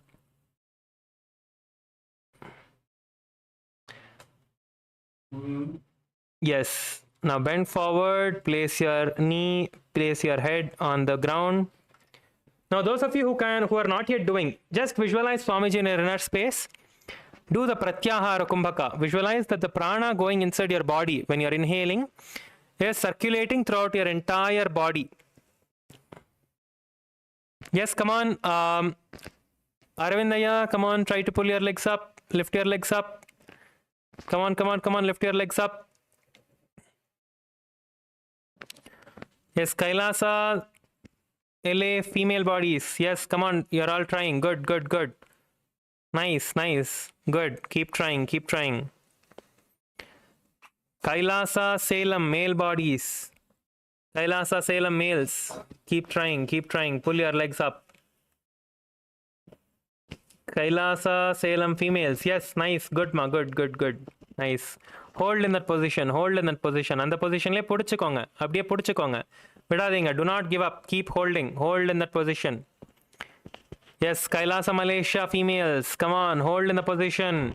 Try to get your legs above your head and hold in the position. Kailasa, Kashi, good. Keep trying. Nice.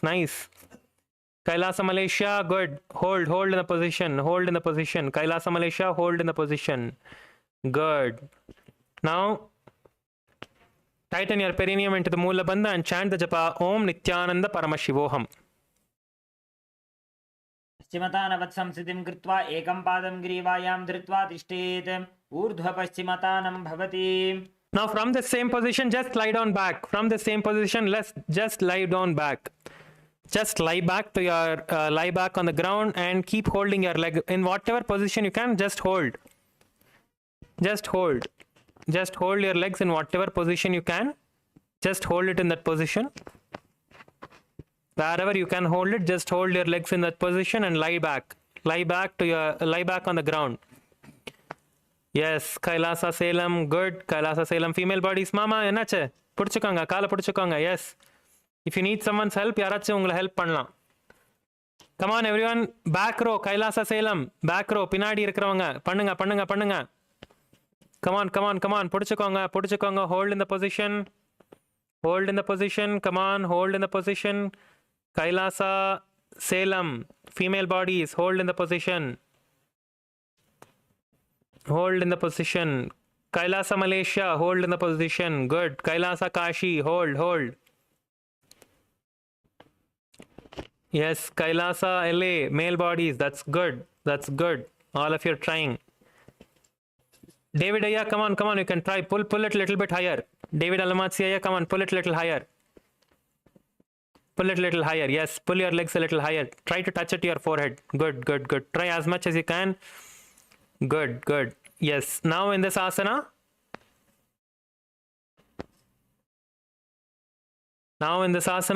Visualize Swamiji in your inner space. Yes, Airamaya, I think you need to turn off the blur in the screen. I can't see you, Arma. You need to turn off the blur so I can see both of you. Continue to do the Pratyahara Kumbhaka. Inhale and visualize the prana going to your entire body. Tighten your perineum region in the Mula Bandha. Chant the japa Om Nithyananda Paramashivoham. Sairamaya, I can see you now. उत्तानशयनी एकैकं पायीग्रीवायां विन्यस्य इतरहस्तेन पावाग्रं गृहीत्वा इतरहस्तपावः स्थिलीकृत्य तिष्ठेत् अनन्तासनं भवति. Now just turn to the side, keeping yourself in the same position. Turn to the side. Ma Kailasa Salem, come on. Try பண்ணுங்க. உங்களால பண்ண முடியும். கண்டிப்பா பண்ண முடியும் உங்களால. Put your legs behind your head. காலை வந்து தூக்கி தலைக்கு பின்னாடி போட்டுக்கோங்க. And hold in the position. Hold பண்ணுங்க. தூக்கி பிடிச்சு hold பண்ணுங்க. Yes, keep your hand that is along with the leg towards the butt. Place your hands by the side of your butt. The other hand is holding your legs. Gaze to the nose. Visualize Swamiji in your inner space. Inhale and do the Pratyahara Kumbhaka, visualizing that the prana is entering your entire body through the nose and then spreading across your full body. Even if you are not able to do asana, do this pranayama. This pranayama can be performed even without the asana, but if you are not able to do it, do the pranayama at least. Robert, come on, do the pranayama. Just visualize the prana going inside your entire body and that the prana is filling your entire body. Put the awareness on the breath and do this pranayama. Tighten the perineum in the Mula Bandha and chant the japa Om Nithyananda Paramashivoham.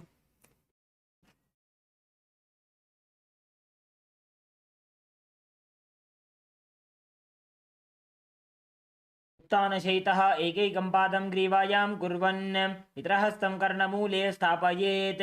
तस्यैव हस्तस्य कूर्परं भूमौ निधाय इतरहस्तपादौ सरलीकृत्य तिष्ठेत्. अंकुशासनं भवति. Okay, so one last asana in the sequence. Next is the Yoga Nidrasana. Just lie on your back and now get both the legs behind your head. Lie down on your back and get both the legs behind your head. Lie down on your back and get both the legs behind your head. Kailasa Salem, ma ungalaala kandipa panna mudiyum. Come on, try பண்ணுங்க. காலை தூக்கி ரெண்டு காலையும் இப்ப தலைக்கு பின்னாடி போடணும். Yes. Come on. மா அப்படியே உங்களோட பேரை கொஞ்சம் ஜூம் சாட்லயும் போட்டுருங்கம்மா. எனக்கு உங்களோட பேரு தெரியல. உங்களோட பேரை கொஞ்சம் அப்படியே ஜூம் சாட்ல போட்டுருங்க. Yes. Come on. Kailasa LA female bodies. Yes, good. Just try to pull it towards your face. Just hold your legs and try to pull it towards your face. Yes. Kailasa Kashi, good. Yes, ma. Just try to pull your legs close to your face as much as you can, comfortably. Yes. Jaredaya, first put one leg behind your head, then you'll be able to put the other leg. First put one leg and then put the other leg. If you're already able to put one leg, put that one leg behind your head. Then maybe someone can help you also. If you need someone's help, you can take someone's help or you can put your legs by yourself behind your head. See, you're going to lock your legs with each other. See, just look at the screen how the Maharaj is showing. First put one leg and then put it behind your head. Then take the other leg and lock each other. Lock the legs with each other. Yes. Like that you can lock both the legs and then you're going to get your hands behind your buttocks.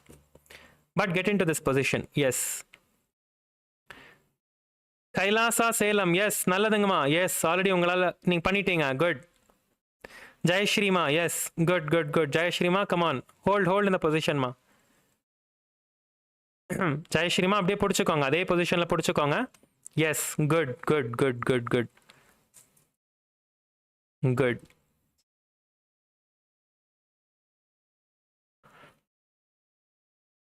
Yes, Sairamaya, come on, you came to yoga but you're not doing yoga. Come on, hold your legs up. Hold your legs up. Ma Shivani, hold your legs up, ma. Come on, try. Yes, Ma Ishwarya, good. Kailasa Kashi, good. Kailasa LA, good. Yes, good. All of you hold up. As long as you can, hold it up. This is the Yoga Nidrasana. Now gaze towards the nose. Yes, Jaredaya, amazing. Really good. Lock your hands, Aya. Lock your hands with each other. Lock your hands towards each other. Yes, lock your hands together. Yes. Just place your hands and lock your hands together. Visualize Swamiji in inner space. Inhale and exhale in the Pratyahara Kumbhaka, visualizing that the prana is going towards your entire body. Chant the japa. Om Nithyananda Paramashivoham. Do the Moola Bandha. पादाभ्यां वेष्टयेत् कण्ठं हस्ताभ्यां पृष्ठबन्धनं तन्मध्ये शयनं कुर्यात् योगनिद्रा सुखप्रदा. Yes, now you can relax your legs, release your legs. Next is the Atma Ramasana. Next asana is the Atma Ramasana. Now while you are lying on the back, raise the legs up towards your head. This time you are not going to be putting it behind your head, you are just going to be raising it towards your head. And you're going to wrap your hands around your legs. You can see in the screen how the Acharya is doing. First see the screen. Ellarum first screen parunga. When you are lifting your legs up, you are going to be turning and putting your hands in between your legs.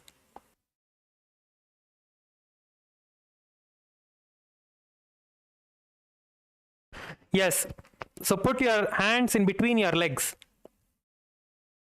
And then you are going to be getting your hands all the way around your legs, behind your head, and locking as much as you can. Yes, like this. Come on, now everyone try. As much as you can try. Just first try. Yes, Ma Shivani, that's good. Ma Shivani, that is good. Aya, Sairamaya, come on. Try. Ma Shivani, hold in that position, ma. Good. Yes, Jaredaya, that's good. Camriaya, that's good. Daniel Curataya, you can try this. Come on, this won't hurt your knees. Try this. Come on.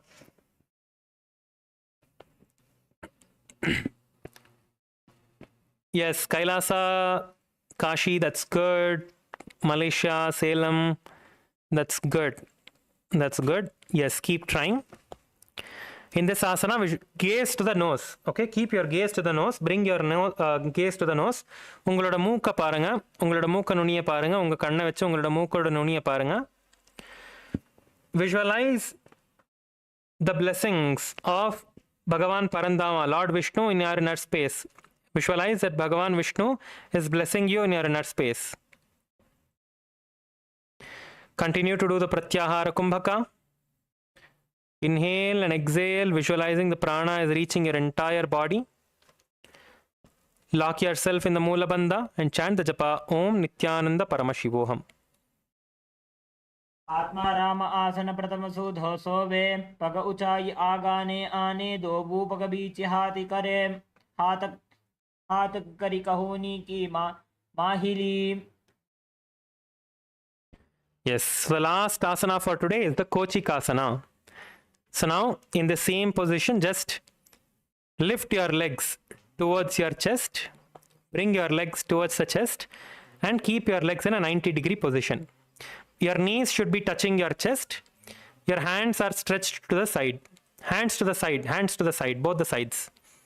Make sure there is enough gap between you. Stretch the hands towards the side. Your knees are towards the chest and your leg in 90 degrees. Knees towards the chest. Kailasa, Malaysia, yeah. All of you try to bring your knees towards the chest. Bring your knee to the chest. Yes. Bring the knee to the chest. And your legs, yes. Bring the knee to the chest. Correct. Yes. All of you bring your knee to the chest, relaxing your entire back. No, no. Ma Aishwarya, you're not holding with your hands. You're not holding your leg with the hands. Your hands are to the side. Put your hands to the side. Yes, just bring your knee to the chest. Not by using your hands. Sairamaya, not by using your hands. By using the strength of your leg itself. Do not use your hands. Just pull your legs by the will. Pull your legs close to the chest by the will. Feel the back stretching. Feel the back stretching, the hamstrings, and stretch your body nicely. And gaze to the third eye in the asana. And keep your arms stretched to the side. Gaze to the third eye. Gaze to the third eye. Come on, gaze to the third eye. Visualize Swamiji in your inner space. See, also when you're visualizing Swamiji, visualize the favorite form of Swamiji, like the darshan that we had yesterday, or the Venkateshwara Bhavasamadhi darshan, Kalabhairava Bhavasamadhi darshan, any favorite form of Swamiji, how you connect to Swamiji the most. Maybe the time that Swamiji hugged you, when physically Swamiji hugged you, or when you had darshan of Swamiji for the first time. However you connect to Swamiji in your most favorite form, just visualize that form of Swamiji. Whenever we are telling visualize Swamiji, visualize that form of Swamiji. The form that you most connect to, that form of Swamiji you should visualize in your inner space. Now continue to do the Pratyahara Kumbhaka. Inhale and exhale through the nostrils, visualizing that the prana is reaching your entire body. Keep your hands stretched to the side. Do not touch your legs. Tighten the perineum into the Moola Bandha. Tighten your perineum. Tuck your buttocks towards inside. Tighten your buttocks.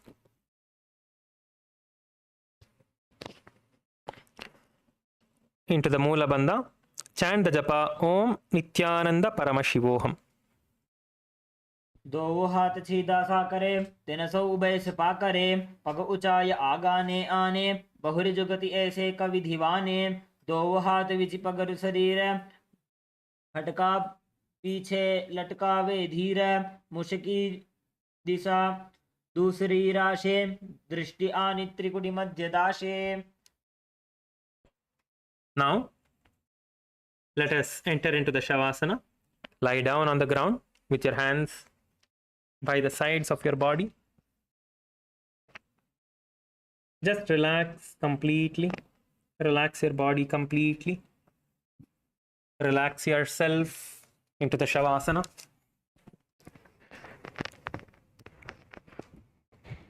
Completely relax yourself. Relax your body. Inhale and exhale through the nose, keeping your mouth closed. Relax all the muscles, your hands, your legs, your chest, your body, your back. Adjust your back. Lie down on the body comfortably. Lie down on the back comfortably. Relax your legs. Just shake everything for a second and relax everything. And be still as a dead body. Lay as a dead body. Now, visualize that the Kundalini Shakti is raising towards the Sahasrara from the Mooladhara, moving up from one chakra to the other chakra, starting from the Mooladhara. Visualize that the Kundalini Shakti, visualize a snake, a bright snake at the base of your spine, slowly coming up towards the Swadhisthana, from your Mooladhara moving up to the Swadhisthana, from the Swadhisthana to the Manipuraka. Swadhisthana is your abdomen, 2 inches below your belly. Visualize that the snake, the Kundalini Shakti, is raising up towards the Swadhisthana from the Mooladhara. Then visualize moving further up towards the Manipuraka, towards your navel center. Now raising up towards the Anahata, which is your heart center. Then raising further up towards the Vishuddhi, your throat center. Raising further up towards the Sahasrara, towards the Agnya Chakra, which is the third eye, your brow center. Then raising all the way up towards the Sahasrara, towards the crown of your head, and oozing and covering your entire body in that bright light, in the bright energy, engulfing you completely. Experiencing the space of oneness, Paramashiva, with Swamiji. Just experience this and lie down for the next few seconds.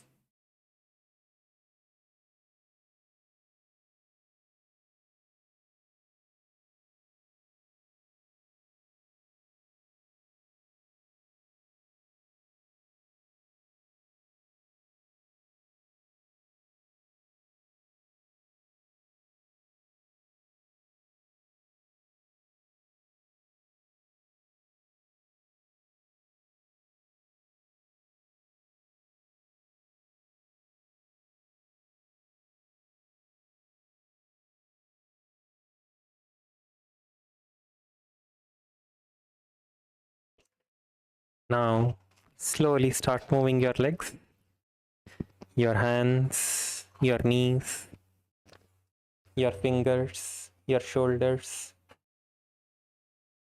Lift your legs up. Hug your feet towards the chest. Roll from side to side, holding your knees. Turn to the right and sit up.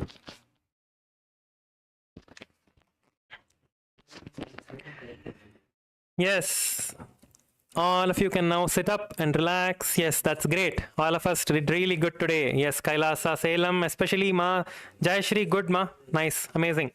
Yes, Kailasa, Salem, Jayashri did really well. Everyone did good actually. Everyone tried to your best. That's really good. That is what matters. Okay, so in the next 21 more days, we have about 21 more days till the end of May. So in this time, surely all of you will be mastering a lot of the yoga. Now, I just wanted to take a few minutes to answer your questions. So if any of you have any questions, you can come up to the mic and you can ask your questions. You can unmute and you can ask if you have any questions, or you can post it in the Zoom chat as well. Anything related to yoga, any question related to yoga, you can come forward and you can ask. Anyone can come forward and ask.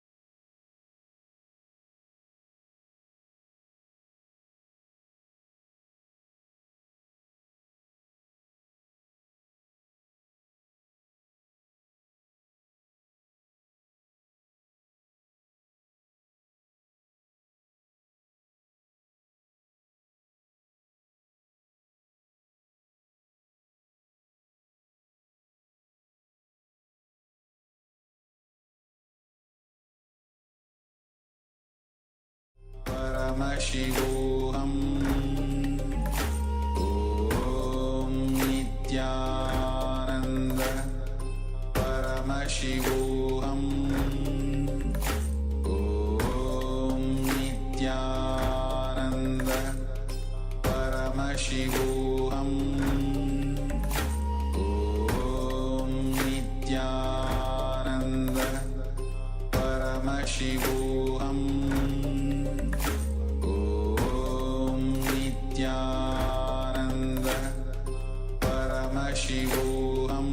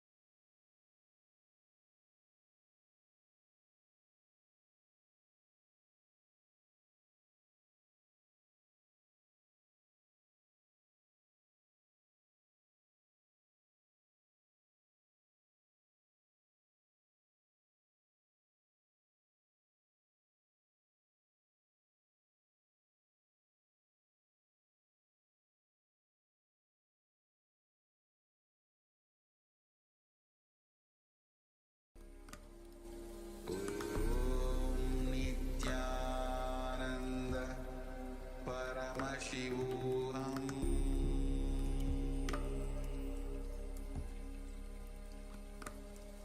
Om Nithyananda Paramashivoham